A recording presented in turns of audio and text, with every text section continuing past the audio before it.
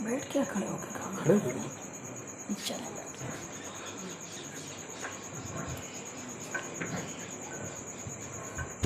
بسم اللہ الرحمن الرحیم نحمده ونصلی علی رسوله الکریم اما بعد فاعوذ باللہ من الشیطان الرجیم بسم اللہ الرحمن الرحیم قال اللہ تبارک وتعالی قوا انفسکم واہلیکم نارا وقودها الناس والحجارہ۔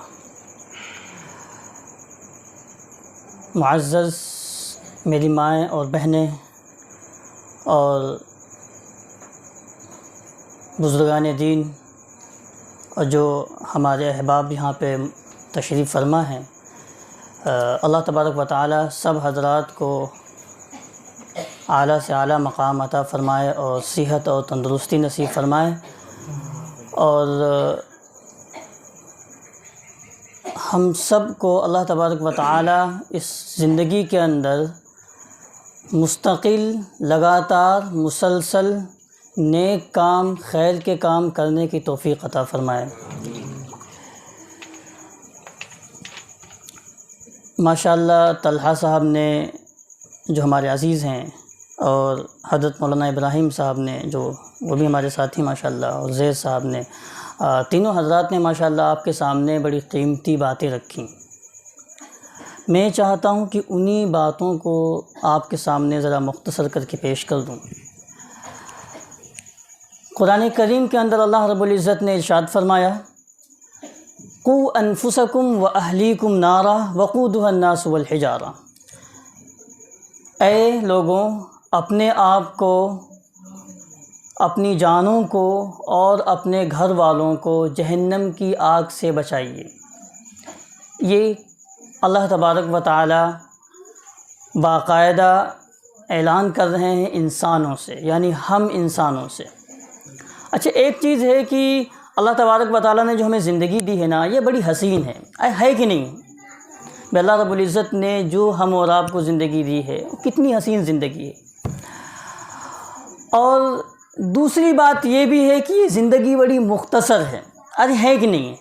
ابھی کل بچے کی پیدائش ہوتی ہے، اور دیکھتے دیکھتے بچہ جوان ہو جاتا ہے، اور جوان ہونے کے ساتھ ساتھ میں بڑھاپے کی عمر کو آ جاتا ہے، اور ایک دن آتا ہے کہ وہ قبرستان کا راستہ لے لیتا ہے۔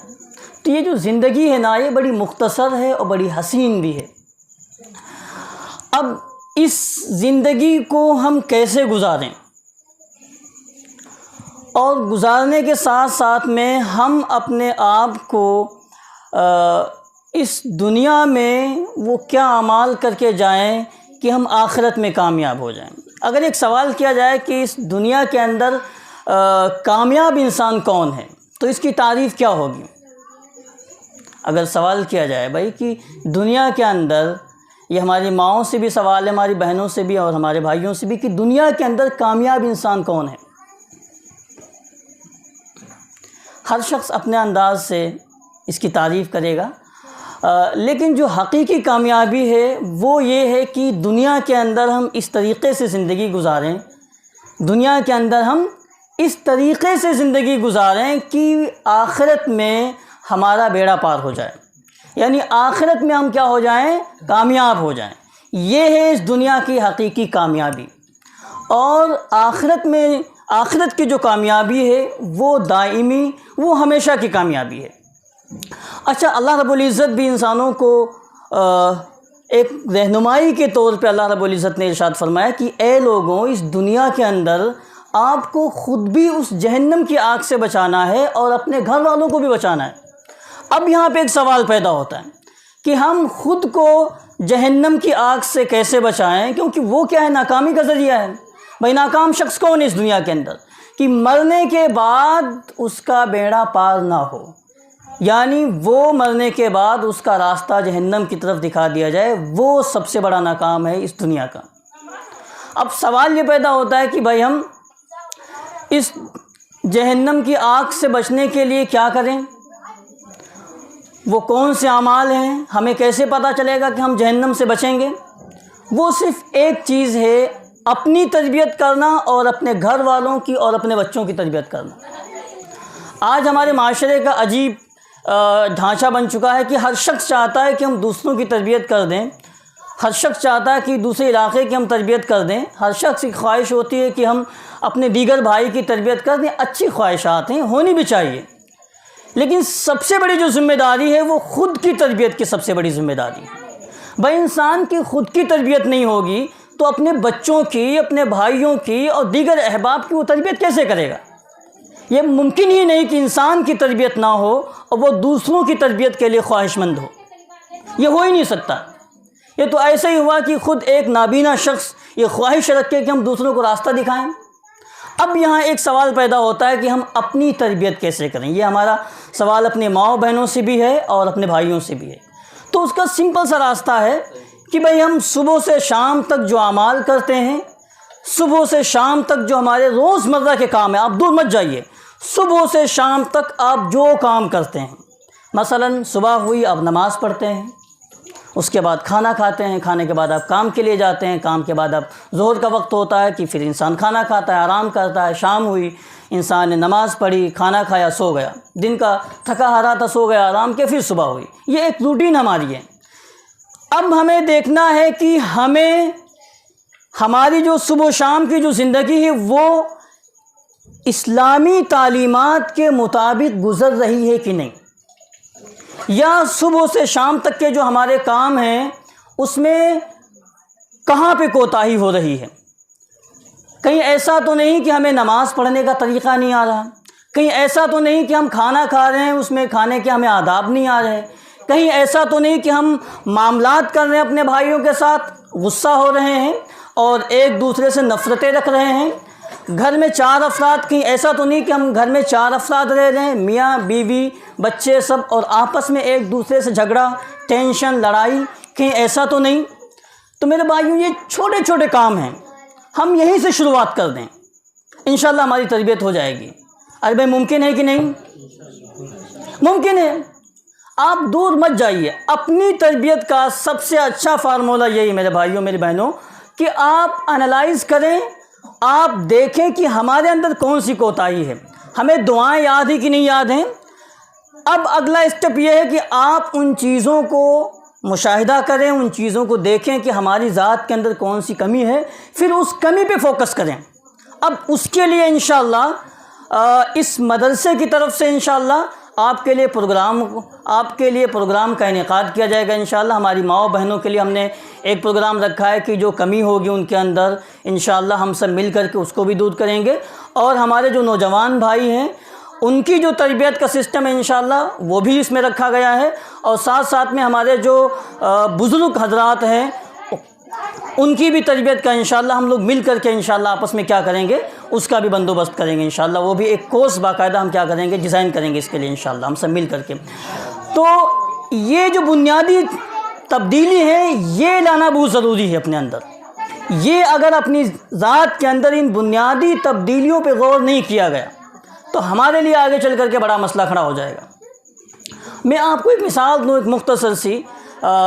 کچھ پروڈکٹ ایسے مارکیٹ میں چل رہے ہیں، مثلا سپاری ہو گئی، چنچل ہو گیا، ہر شخص جانتا ہے۔ بچہ کیا کرتا ہے؟ اچانک وہ شرابی نہیں بنتا ہے، بچہ اچانک پان پڑیا کھانا نہیں شروع کرتا ہے۔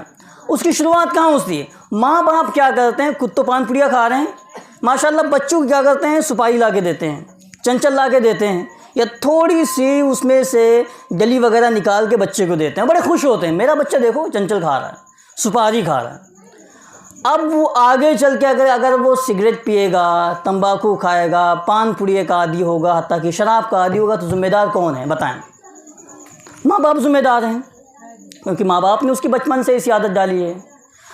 گھر کے اندر آپ ماں باپ نے مشاہدہ کیا ہوگا اس چیز کا، جن کے بچے ہیں، کہ بچہ جب چھوٹا ہوتا تو گالی دیتا کتنا اچھا لگتا ہے، ماں باپ خوش ہوتے ہیں، ذرا بیٹا اور تھوڑا سا گالی دو، کیا گالی دی ہے نا؟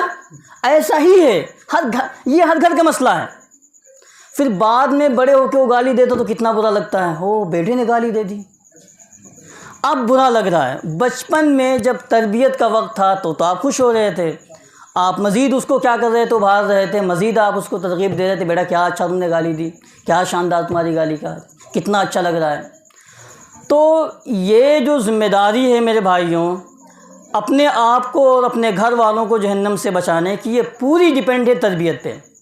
اگر ہم تربیت خود کی کر لیں گے ایک والدین کی حیثیت سے، تو انشاءاللہ ہمارے بچے بھی تربیت یافتہ ہو جائیں گے انشاءاللہ۔ کیونکہ والدین کا جو اثر ہے، نیکی کا اثر ہے، والدین صبح سے شام تک جو کام کرتے ہیں، اگر وہ اچھے کام کر رہے ہیں تو ان تمام کاموں کا اثر بچے پہ پڑتا ہے۔ اگر والدین صبح سے شام تک برے کام کر رہے ہیں، ٹینشن میں رہ رہے ہیں، آپس میں لڑائی جھگڑے کر رہے ہیں، تو وہ جو بچہ ہوتا ہے وہ اسی اعتبار سے اس کی تربیت ہوتی ہے۔ آج کا عجیب مسئلہ ہے، ہر گھر کا مسئلہ ہے، ایک بھائی کی دوسرے بھائی سے نہیں بنتی، بیٹی کی ماں سے نہیں بنتی، باپ کی بیٹے سے نہیں بنتی، شوہر کی بیوی سے نہیں بنتی۔ یہ مطلب عجیب سا ایک دور مطلب چل پڑا ہے۔ اس کے تمام اسباب ہو سکتے ہیں، موبائل بھی ہو سکتا ہے، یا تربیت کا صحیح نہ ہونا ہو سکتا ہے۔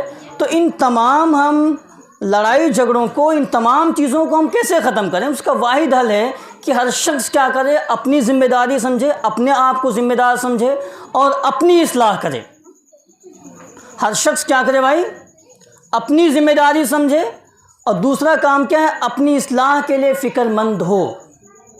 اس کے لیے آپ کا یہ مدرسہ ہے، آپ آئیں اس میں اپنی ماؤں سے گزارش کرتا ہوں، اپنے بھائیوں سے بھی گزارش کرتا ہوں، اپنے بزرگوں سے بھی گزارش کرتا ہوں، باقاعدہ درخواست کرتا ہوں آپ حضرات سے، آپ آئیں، جو مسئلہ آپ کے گھر میں درپیش ہو، حافظ جی سے یا عالم صاحب سے آ کے باقاعدہ ڈسکس کریں اس کے معاملے میں، بھائی اس کا کیا حل ہو سکتا ہے، یا اس مسئلے کو ہم کیسے حل کریں، یا بچہ ہمارا بڑا شریر قسم کا ہو رہا ہے، اچھی اس کی تربیت نہیں ہو رہی ہے، اس کے بارے میں کیا ہو سکتا ہے مزید۔